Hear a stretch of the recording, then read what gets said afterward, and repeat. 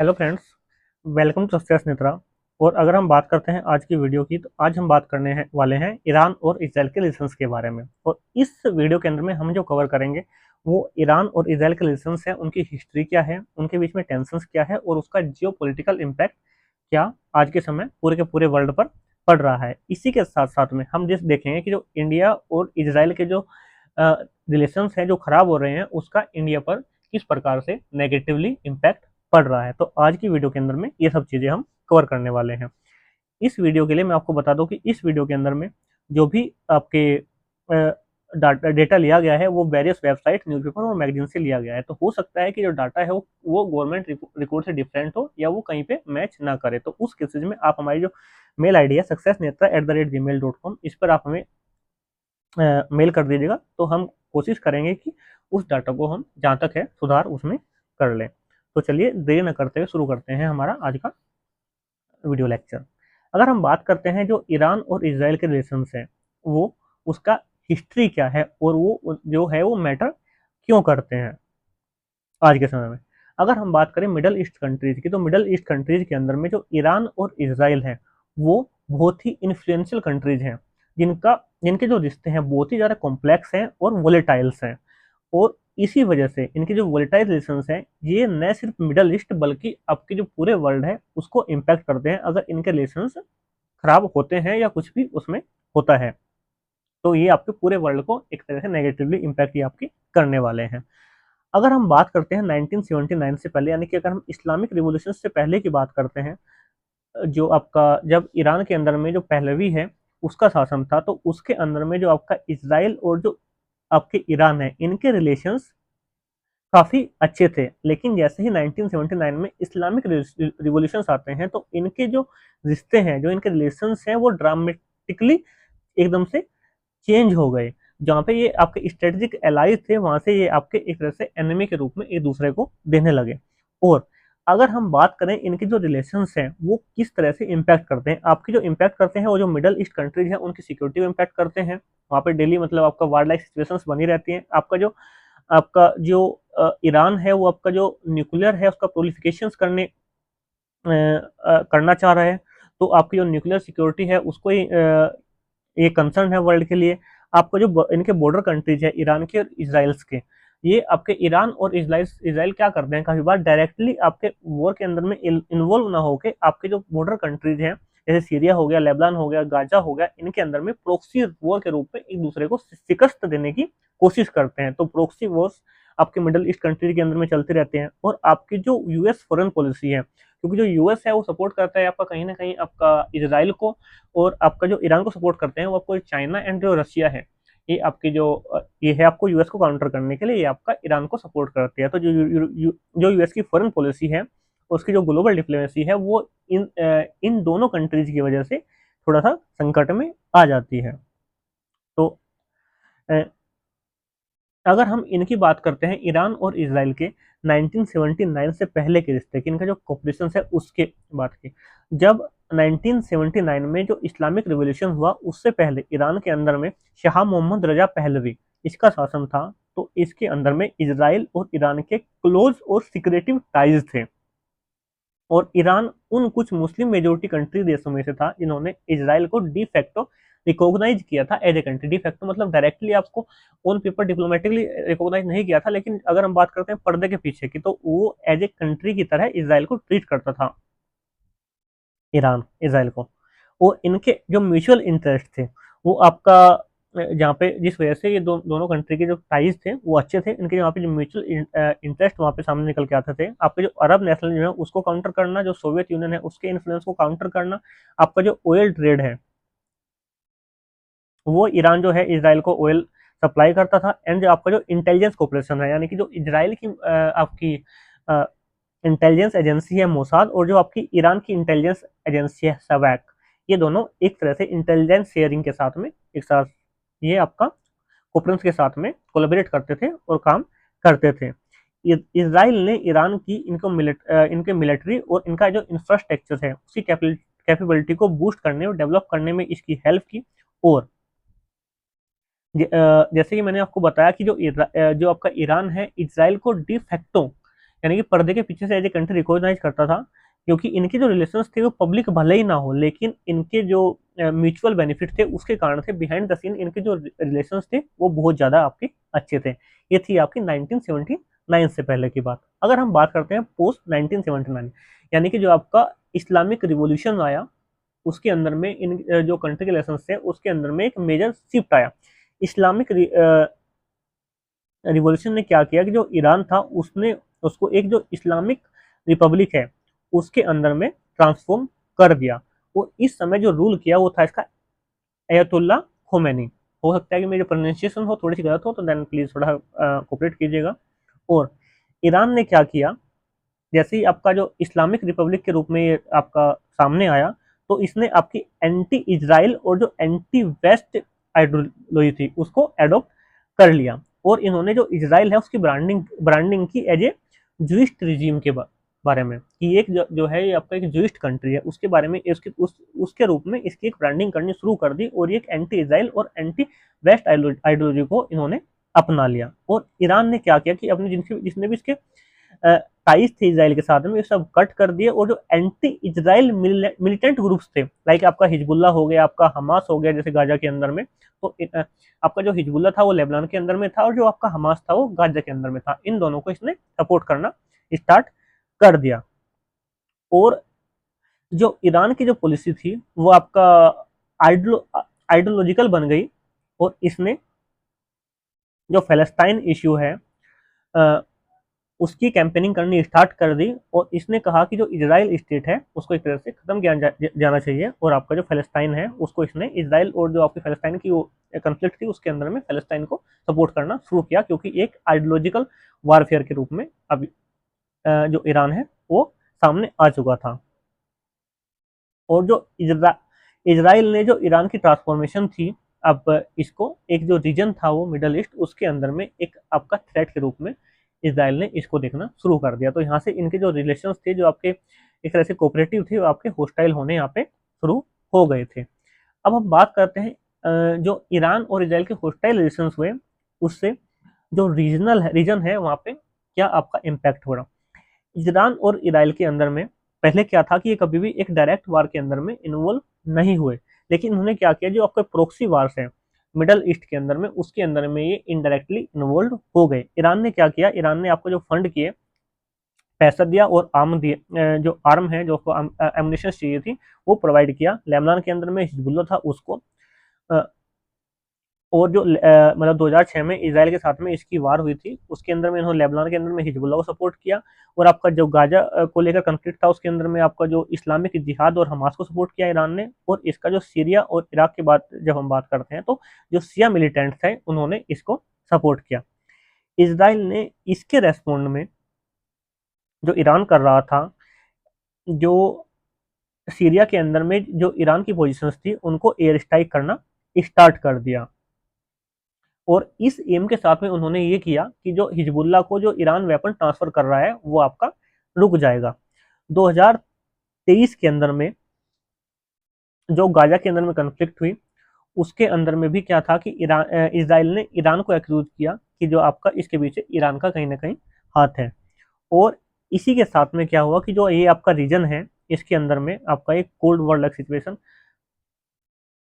बन गई, जिसमें आपके जो दोनों कंट्री थे एक फुल स्केल वॉर को अवॉइड कर रहे थे, लेकिन आपका जो प्रोक्सीज है जो अदर कंट्रीज है उसके अंदर में जाके दोनों लड़ रहे थे। प्रोक्सीज के थ्रू ये एक वार के अंदर इन्वॉल्व थे, लेकिन आपका जो क्या है एक डायरेक्ट फुल स्केल वॉर के अंदर में ये इन्वॉल्व नहीं थे।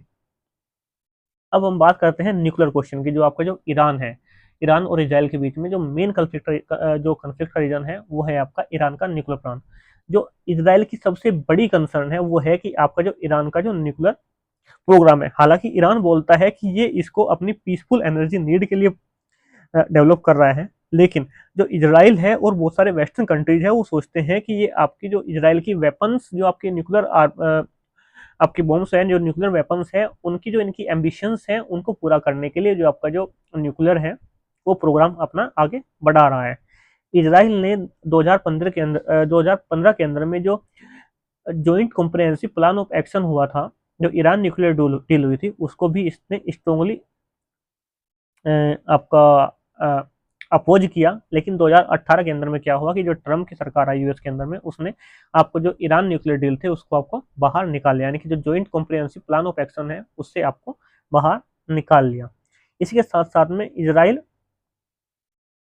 ने कुछ साइबर अटैक्स किए। आपका स्टक नेट वायरस था आपका, और आपका जो कुछ ईरान के अंदर जो न्यूक्लियर साइंटिस्ट थे उनका एसेसिनेशन इसने मतलब ऐसा माना जाता है कि इसराइल ने एसेसिनेशन उनका करवाया।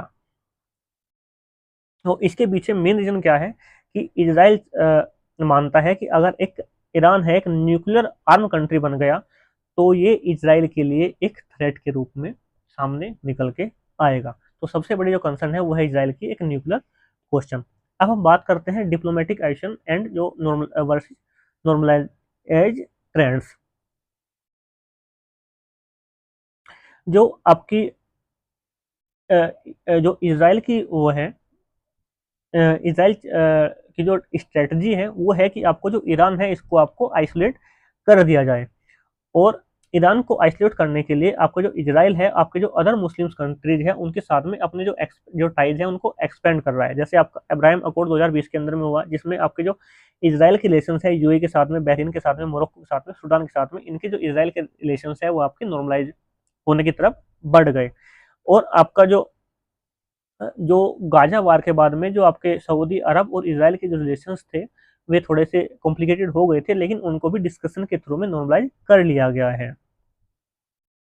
और जो आपका इसराइल का ये अपने जो टाइज हैं मुस्लिम कंट्री के साथ में, इनको एक्सपेंड करने का जो इसकी स्ट्रेटजी है उसको ईरान देखता है कि जो आपके जो मुस्लिम नेशन है वो उसको एक तरह से एक बैटरल कर रहे हैं, और इसी को लेके इसराइल के जो ग्रोइंग अलायंस है मुस्लिम कंट्रीज के साथ में उनको काउंटर करने के लिए ईरान ने एक एक्सिस ऑफ रेजिस्टेंस, जिसके अंदर में ईरान, सीरिया, हिजबुल्ला और फिलिस्तीन के जो ग्रुप है वो इकट्ठा आ गए। और जो मेन कारण यहाँ पे बना, जो आपका यहाँ पे अब आपका जो आइडियोलॉजिकल जो आपका चेंज आपका जो ईरान के अंदर में आया, जो इजराइल के अंदर में आया, उसको इसने आपका एक वेपन के रूप में तैयार किया कि जो ये आपका एक एंटी मुस्लिम कंट्री है उसको इस तरह से इसने ईरान ने दिखाना शुरू कर दिया इसराइल को। देन जो आपकी साइबर वारफेयर की अगर हम बात करते हैं, ईरान और इसराइल की जो कन्फ्लिक्ट है वो आपकी साइबर वारफेयर और इंटेलिजेंस डोमेन तक भी आपकी पहुंच गई है। इनके अंदर में अगर हम की इंसिडेंट की बात करें, जैसे आपका स्टक नेट था 2010 के अंदर में, एक जो यूएस और इसराइल ने मिलकर एक जो ईरान की न्यूक्लियर फैसिलिटी है नतनाज, इसके अंदर में साइबर अटैक किया था। इसी के साथ साथ ईरान ने भी आपके जो इसराइल के इंफ्रास्ट्रक्चर है, इनका वाटर सिस्टम है, ट्रांसपोर्टेशन सिस्टम है, इसके अंदर में साइबर अटैक किए। और इसराइल की जो आपकी इंटेलिजेंस एजेंसी है मोसाद, उसने आपके ईरान के अंदर जाके आपके बहुत सारे हाई प्रोफाइल जो उनके मिलिट्री जनरल्स हैं उनका एसेसिनेशन इसने किया। और जो साइबर वारफेयर की जो प्रेफरेंस है उसके अंदर में क्या है कि इसके अंदर में जो रिस्क है वो आपका लो है, और जो उसका इम्पैक्ट है वो बहुत साइड जो उसका डैमेज है वो आपका बहुत ज़्यादा ये कर देता है। यानी कि फुल फुल फ्लेज आपकी वार भी नहीं होगी, आपका जो अटैक करने वाला कंट्री है उसका रिस्क भी मिनिमम रहता है, और आपका जो इम्पैक्ट है वो भी इसका वाइडली रहता है। देन अगर हम बात करते हैं जो ईरान और इसराइल के रिलेशंस है उनका जो रीजनल या फिर ग्लोबल पॉलिटिक्स है उसके अंदर में इसका क्या प्रभाव पड़ता है। जैसे यूएस की जो पॉलिसी है वो इससे इफेक्ट होते हैं कि क्योंकि जो यूएस है वो आपका एक क्लोज एलाई देखा जाता है इसराइल का, और आपका जो ईरान का एक मेजर एडवर्सरी इसको देखा जाता है। जो अरब इसराइल जो पीस प्रोग्रेस है, जो आपके जो अरब जो कंट्रीज है उसके जो इसराइल के साथ में नॉर्मलाइज रिलेशन हो रहे हैं, ईरान उसको हमेशा अपोज करता रहता है। जो आपकी जो एनर्जी मार्केट्स हैं, जैसे जैसे गल्फ के अंदर में कंट्री जो आपकी टेंशन बढ़ती है, ऐसे ऐसे आपके जो ऑयल के प्राइसेस हैं देन वो आपके बढ़ने इंक्रीज हो जाते हैं। यानी कि आपकी जो एनर्जी मार्केट है, ऑयल के प्राइस आपके इंक्रीज होंगे तो देन वो भी यहाँ पे इम्पैक्ट करते हैं। इसी के साथ साथ में आपका जो नाटो है, जो नेटो है, और आपका जो यूरोपियन यूनियन है, उनकी भी डिप्लोमेसी इससे आपकी इफेक्ट होती है। और जो चाइना और रशिया है, दोनों के आपके जो ईरान के साथ में जो टाइज हैं वो अपने बढ़ रहे हैं, जिससे कि आपका जो वेस्टर्न इन्फ्लुएंस है वहाँ पे आपका कम हो रहा है। तो इसी वजह से हम कहते हैं कि जो ईरान और इसराइल की कन्फ्लिक्ट है वो आपकी मतलब मिडल ईस्ट की कन्फ्लिक्ट से बहुत ज़्यादा, इसकी डायमेंशन है वो बहुत ज़्यादा हाई है। ये पूरे पूरे वर्ल्ड को इम्पैक्ट करते हैं, जिसके अंदर में आपका यूएस इन्वॉल्व है, आपका चाइना इन्वॉल्व है, आपका जो रशिया इन्वॉल्व है, जो यानी कि जो मेजर वर्ल्ड पावर है वो उसके अंदर में इन्वॉल्व है। अगर हम रिसेंट डेवलपमेंट की बात करें 2020 से 2025 के में जो हुई है, 2020 के अंदर में जो आपका अब्राहम अकॉर्ड हुए हैं, इसका क्या है कि आपका जो ईरान है उसको और अधिक आइसोलेट किया जाए। ईरान ने अपने जो ड्रोन है और जो मिसाइल डेवलपमेंट है इसको इंक्रीज कर दिया है, और इनको कुछ जो प्रोक्सी वार है उसके अंदर में इनको यूज भी किया है। इसके साथ साथ अप्रैल 2024 में इसराइल जो आपका इसराइल की जो एम्बेसी है अजरबैजान में, उस पर अटैक किया गया, जिसके अंदर में कुछ ईरान से लिंक ग्रुप है उनको यहाँ पे ब्लेम किया गया। और जो आपके सीरिया और जो लेबनान के अंदर में जो ईरान इसराइल अटैक थे वो आपके यहाँ पे इंटेंसिफाई हो गए। जो ईरान के अंदर में जो आपके रिजीम चेंज करने के लिए इनकी जो फॉरेन पॉलिसी की डायरेक्शन है उसको जो नेगेटिव इम्पैक्ट करते हैं, ईरान के अंदर में जो इंटरनल प्रोटेस्ट है वो आपके बढ़ते जा रहे हैं। और जो न्यूक्लियर नेगोशिएशन होनी चाहिए वो वहीं की वहीं वहीं पे ही आपकी रुक गई है। एंड आपका जो दोनों के दोनों कंट्रीज हैं वो आपका आर्टिफिशियल इंटेलिजेंस एंड ड्रोन का एक मॉडर्न वॉरफेयर और सर्विलेंस के रूप में यहाँ पे आपका निकल के आए हैं। आर्टिफिशियल इंटेलिजेंस एंड ड्रोन, इनका यूज आपके आज के समय में युद्ध में इनका बढ़ गया है। देन अगर हम बात करते हैं जो ईरान और इसराइल की कंफ्लिक्ट है उसका इंडिया के अंदर में क्या इम्पैक्ट करेगा। जैसे हम जानते हैं कि ईरान और इसराइल दोनों एक ही आपस में कंफ्लिक्ट है, और ये इंडिया के लिए एक कॉम्प्लेक्स चैलेंज है, क्योंकि इंडिया के दोनों कंट्री के साथ में आपके स्ट्रेटेजिक, इकोनॉमिक और हिस्ट्रिकल टाइज हैं। क्योंकि जो अगर हम ईरान की बात करें तो ईरान जो है इंडिया के लिए एक, जो अगर हम ऑयल सप्लायर के रूप में बात करें, जो मिडल ईस्ट कंट्रीज है वो एक सिग्निफिकेंट पोर्शन हम वहाँ से क्रूड ऑयल का इंपोर्ट करते हैं।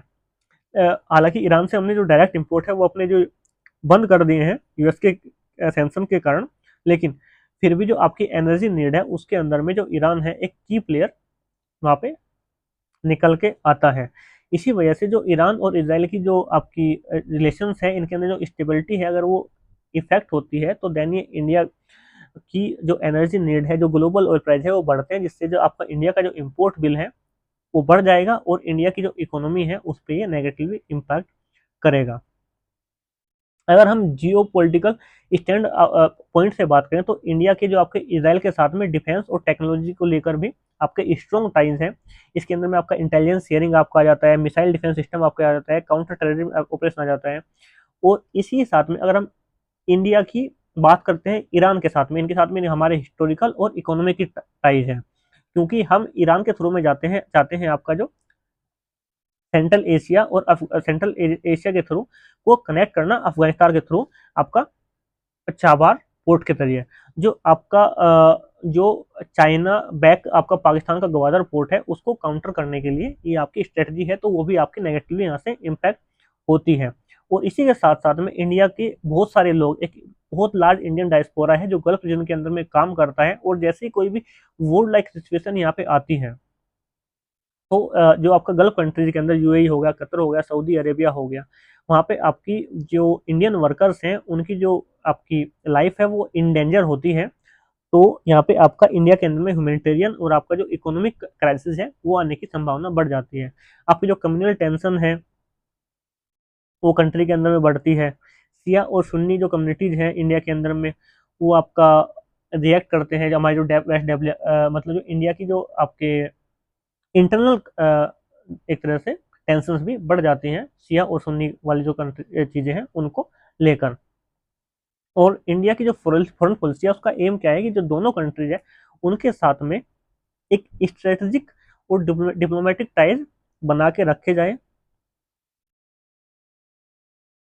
और कैसे भी करके जो ईरान और जो इसराइल की हॉस्टिलिटीज है वो थोड़ा सा कम की जाए। क्योंकि ये आपकी अगर ईरान और इसराइल की जो कॉन्फ्लिक्ट है वो बढ़ती है तो उसके अंदर इंडिया की जो एनर्जी सिक्योरिटी है उस पर इम्पैक्ट पड़ेगा, इकोनॉमिक स्टेबिलिटी पे इम्पैक्ट पड़ेगा, जो रीजनल स्ट्रेटजी है उस पर इम्पैक्ट पड़ेगा, जो आपकी जो डोमेस्टिक हार्मोनी है उस पर भी इसका नेगेटिवली इम्पैक्ट पड़ता है। अब हम बात करें कंक्लूजन क्या है इस पूरे उसका फ्यूचर आउटलुक क्या हो सकता है। ईरान और इजराइल के रिलेशन है वो इतनी जल्दी नॉर्मलाइज होने वाले नहीं है। उसका कारण क्या है कि इनके अंदर में एक डीप आइडियोलॉजिकल आपका डिवाइड है, क्योंकि इसको एक जूइश कंट्री के रूप में देखा जाता है इसराइल को, वहीं आपका जो ईरान की आइडियोलॉजी है वो आपका मुस्लिम कंट्रीज के रूप में है। आपका इनका स्ट्रेटजी कॉम्पिटिशन है और आपका जो प्रॉक्सी वार इनकी लगातार चलती रहती है, और इनका जो न्यूक्लियर प्रोग्राम है ईरान का उसके अंदर में जो इसराइल का ट्रस्ट नहीं है कि ये आपका न्यूक्लियर जो न्यूक्लियर प्रोलिफिकेशन कर रहे हैं वो आपका पीसफुल एनर्जी के लिए यूज करेंगे या फिर इसका आपका ये एज ए वेपन यूज करेंगे। लेकिन आपका जो ये है कुछ सिनेरियोस के अंदर बन सकते हैं कि इनकी जो कोल्ड कॉन्फ्लिक्ट है, कोल्ड वार आपकी चलती रहे लेकिन आपकी डायरेक्ट वार नहीं हो,